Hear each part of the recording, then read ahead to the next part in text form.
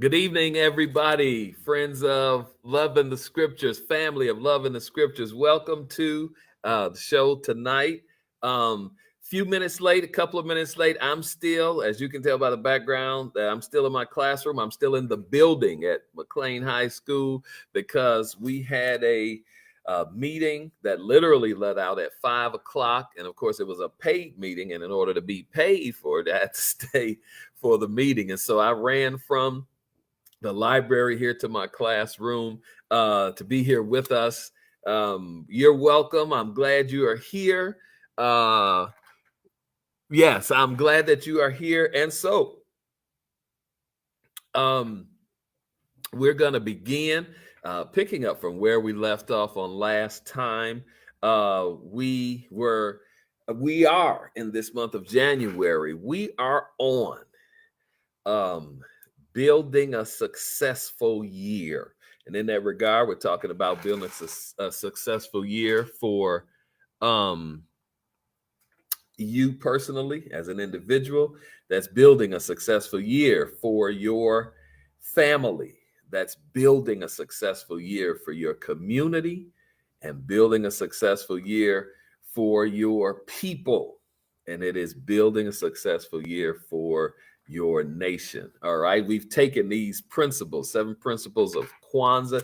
That's how we introduced this idea of building a successful year, incorporating those principles of Kwanzaa in order to be able to do that. Umoja, Kujichagulia, Ujima, Ujama, Kuamba, Imani, and Nia. Talking about unity, talking about self-determination, talking about collective work and responsibility, talking about purpose, talking about faith. And it is in that, it is in the idea of purpose, which is Nia, the principle of Nia, which is a Kiswahili word, means purpose. It translates into English as purpose. And in that regard, then I suggested to us that to be able to understand or get a better understanding of purpose and what purpose is a way to build a successful year. And so we dug into public audience. I'm trying to set these other channels so that they can be seen by everyone. And so that using purpose or understanding or getting a better understanding of purpose is a very good way to be successful in building your own individual life as successful, building family, building community, building your people, and building the nation, building a strong nation. And so last week, then, I gave what I'd learned from Miles Monroe. Of course, he's written about it in several different of his books. So The Pursuit of Purpose is one of those books. Just so many books that he actually discusses these ideas of purpose.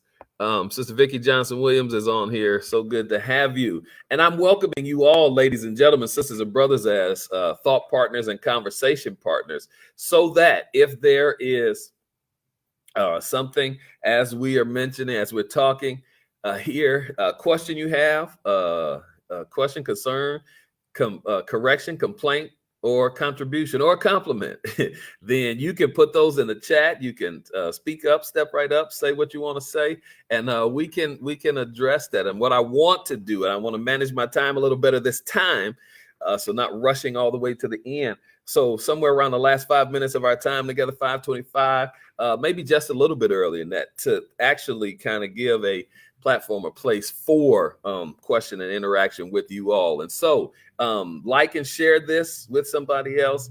And if you have questions, comments, concerns, complaints, corrections, contributions, or compliments, be sure and put those in the chat, and we can go on and engage from there.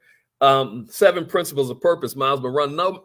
From Miles Monroe. Number 1, God is a God of purpose. And let me back up and give this as well, that I operate out of the Christian worldview. No, sorry, no. That's not true. I operate out of a biblical worldview, not the same. Christian worldview, biblical worldview, not necessarily the same. Somebody might want to talk about that. If you do want to talk about that, then let's do that. But I'm operating out of a biblical worldview. That's what Miles Monroe comes from, with these principles of purpose, understanding God as creator. And so he begins with the understanding of purpose. His first principle is that God is a God of purpose. What is that to say to us? Because this time I want to kind of extrapolate a little further from last time about what these 7 principles mean. From the beginning, that God is the originator, the creator of it all, that everything begins with God. And so that as God creates, everything God creates has a purpose, because God is a God of purpose. What God does is not by happenstance. It's not hapless. It just doesn't occur. God doesn't operate out of boredom. It doesn't operate out of any of these other kinds of ways that people do things many other times. God does what he does because of purpose. And so the first principle of purpose is that God is a God of purpose. Number 2, second principle, is that everything in life has a purpose, so that nothing that exists is here without a reason, without a purpose. There is a reason. Purpose has to do with reason, the reason why things exist. The question of function and existence is what, but the question of purpose is why. Everything in life has a reason. There is a why, a reason why everything exists. That's the second principle of purpose. God's a God of purpose. Everything in life has a purpose. But the third principle of purpose is that not every purpose is known. You all ought to identify and be able to resonate with that, or that ought to resonate with you, because overwhelmingly in life, people do not understand their purpose, don't know their purpose. And overwhelmingly in life, people don't know the purpose of things around them. We get into situations that are not ideal because of not knowing the purpose. One of the things that I usually talk about when I talk about the purpose of a thing, especially Mother's Day, Father's Day, Youth Sundays, things like that, when in audiences where those things are occurring, I talk about the purpose of parents. This is just an example of everything in life having a purpose and not every purpose being known. And when I say to people, when I say to audiences, that there is a purpose for parents, and that purpose, the purpose for parents, is to teach their children to hear and obey God's voice. It's like the reaction to that is really interesting, because parents' idea about their children is about what they want out of their children's lives. Okay. And so talking about not knowing the purpose, a lot of times in families, parents don't understand what their children are here for. And the next principle that comes to that, not every purpose is known. The fourth principle is, where purpose is not known, abuse is inevitable. And let me speak about what that means.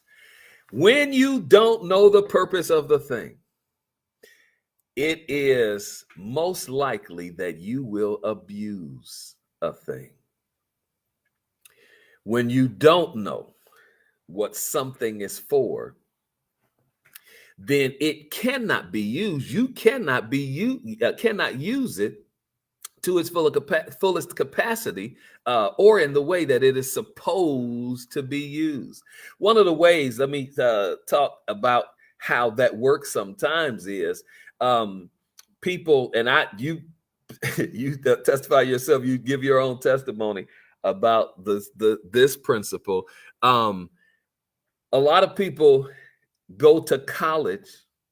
They have in mind what kind of career they want, what they want to do professionally in life.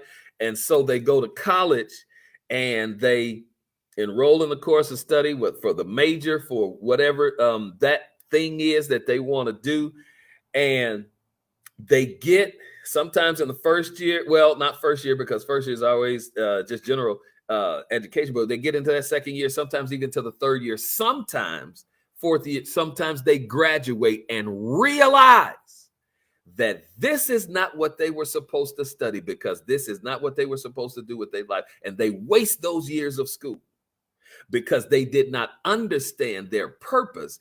And they decided that this is the way they wanted to go with their life. This is what they wanted to do with their life. And by some measure, God contacts them. They get in contact with God and they understand that God has a different purpose for their life. And so they have lost this time, abused that time, 4 years, 5 years, however long it took you to graduate college, because they did not understand their purpose. They thought what they wanted to do was the purpose for their lives, and waste this time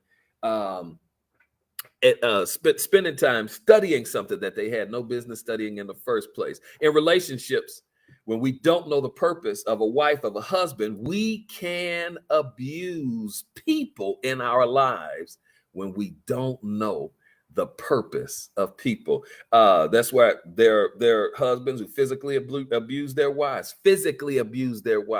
because they don't know the purpose of wives. We have relationships, all kind of relationships, and I guess it's not just men that are guilty of physical abuse, especially in our day.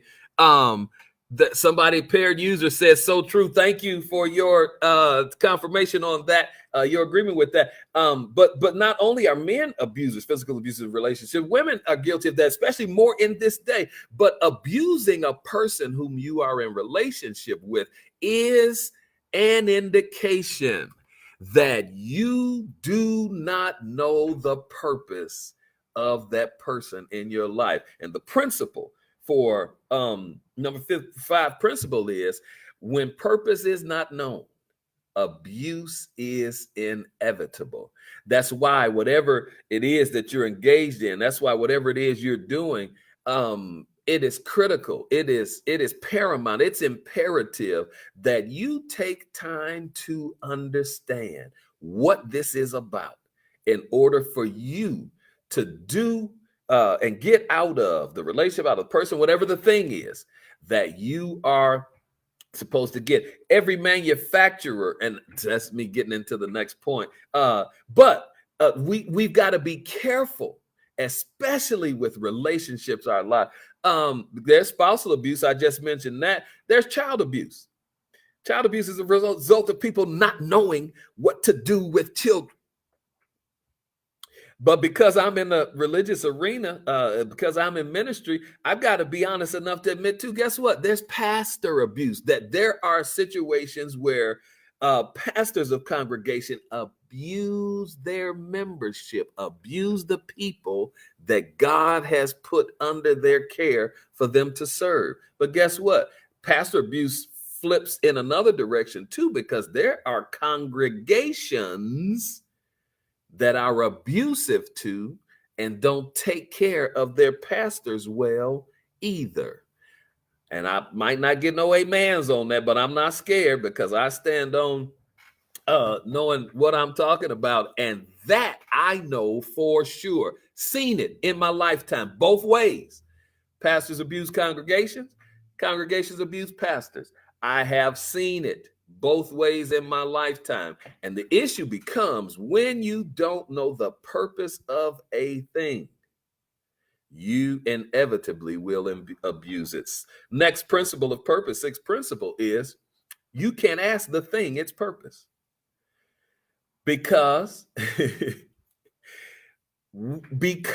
we are, or because, let me say it this way, the thing is created, the thing does not give itself its purpose. When it comes to people, and this is what we find so many times with people, people don't know their own purpose, but they do know that there is something they want to do with their lives. And they set out to do that with their lives. They choose for their lives which way they want it to go, what they want to do with it, how they want that to be. And so they go and do that thing. And just like that student who has taken a certain subject and studied that for years, and only to find out that it's not what they're supposed to be doing. People choose ways for their lives and find out eventually that that's not what their life was supposed to be about, because they took upon themselves to give their life their own purpose. But you cannot ask the thing its purpose, because the thing cannot give itself a purpose. We got a question in the chat, and I'm going to come back to a very good question. Let me get to these next two principles, and we'll come to that question. But you cannot ask the thing its purpose. The thing is supposed to fulfill it. It's not supposed to give it. It's supposed to fulfill purpose. It's not supposed to give a purpose. Next principle of purpose is only sixth principle, in the mind of the maker of a thing.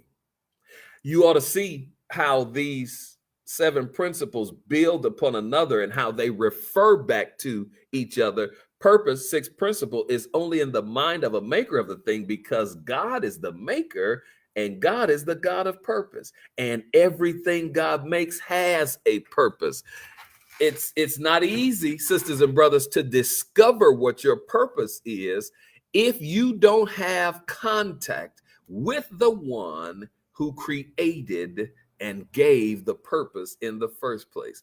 Purpose is only in the mind of the maker of the thing. And so to understand purpose then is to push you to be in connection with the mind of God, because purpose is only in the mind of the maker of a thing.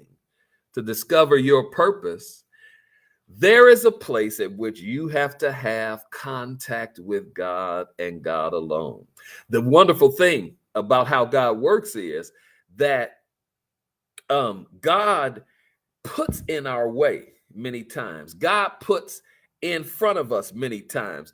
God gives people many times to us that gives us indication and clues and helps us to be able to understand, to discover what our purpose is.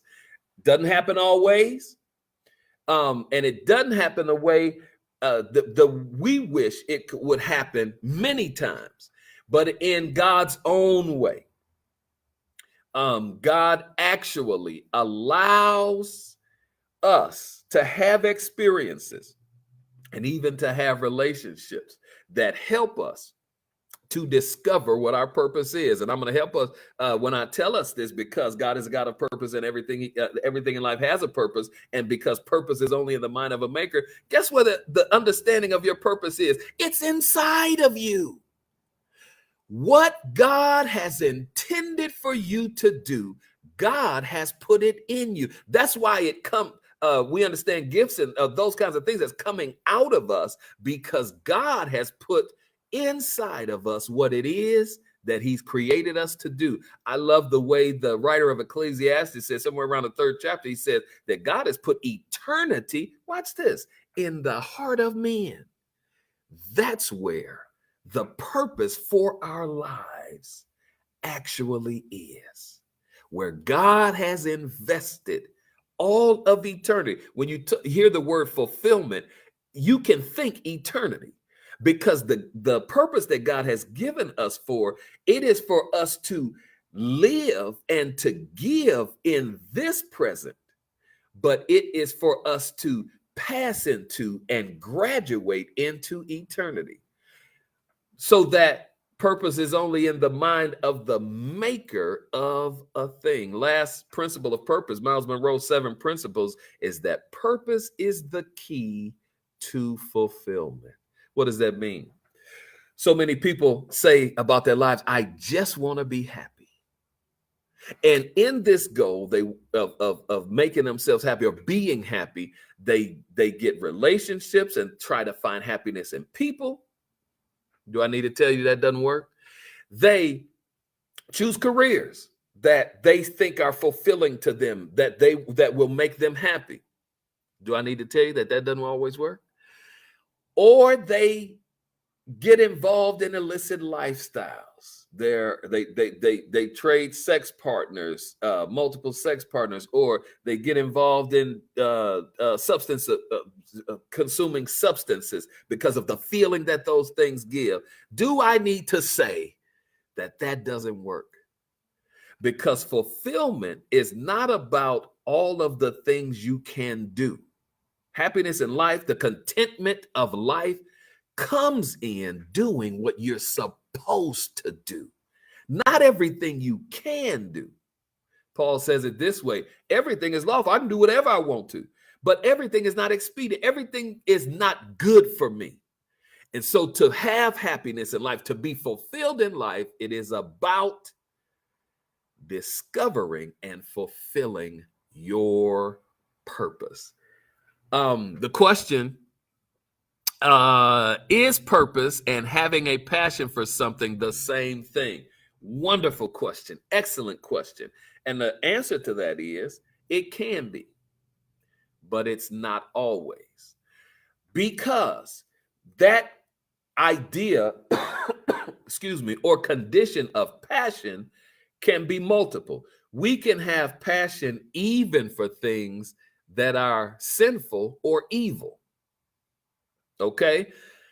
However, there is a place at which passion within us is connected to the purpose that God has put within us.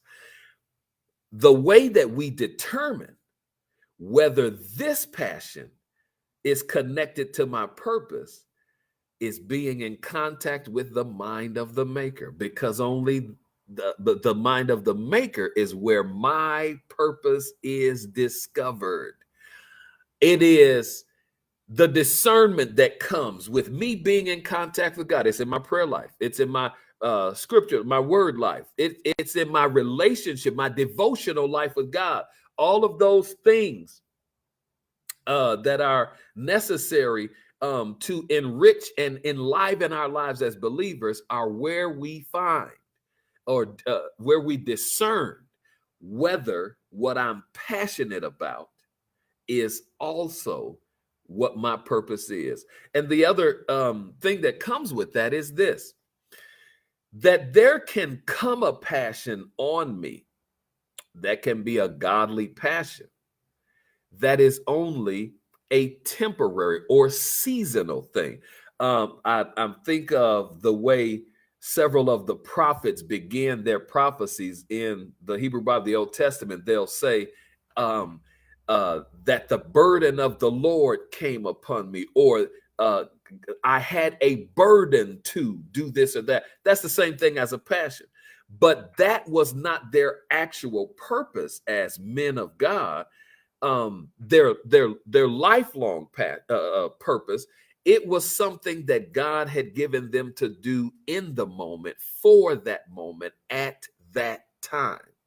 So then that passion can come upon us, but it not be something that remains as a part of or as the purpose for our lives. And so to discern that, that's what it takes to know the difference between whether this passion is also my purpose. It can be, but in your prayer, in your study of the scriptures, reading of the scriptures, in your devotional life, in your relationship with God, is where the discernment comes to whether this passion is the purpose for my life. Wonderful question. Thank you so much for asking that. Last couple of minutes of this broadcast, and I want to say this before we get out of here. Of course, to recognize that this week, Dr. King's birthday on the 15th, and then Monday, of course, the national celebration of his birthday. The thing that we have studied in class, the lesson plan for us this week, has included one of the video of a speech that Dr. King does very rarely, very rarely. In fact, it's the only time I know of that he speaks at a junior high school, teenage students. The subject of his message, you all know it because some of the most famous quotes that he has comes from this message. What is your life's blueprint? That's the question that he asks these students in the speech that he gives. Whether you know it or not, realize it or not, that was a message of purpose that he brought to the students. And in this message of purpose, what is your life's blueprint? And this is what I've shared with my classes yesterday and today, this video. It is about how to order a successful life. The same idea of what we're talking about in this month of January on Love in the Scriptures, about how to build a successful life. So next week then, what I want us to do is I want to bring in some of Dr. King's ideas about a life's blueprint and building a successful life. You can find that video on YouTube. What is your life's blueprint? Watch that video this week. And next week, we're going to talk about purpose to building a successful life from the perspective of Dr. King's video. Thank you so much for joining us on tonight. I hope you did like and share this. I hope you tell other people, and we will see you next week, 6 o'clock p.m. Eastern Standard Time for Love and the Scriptures. Bye.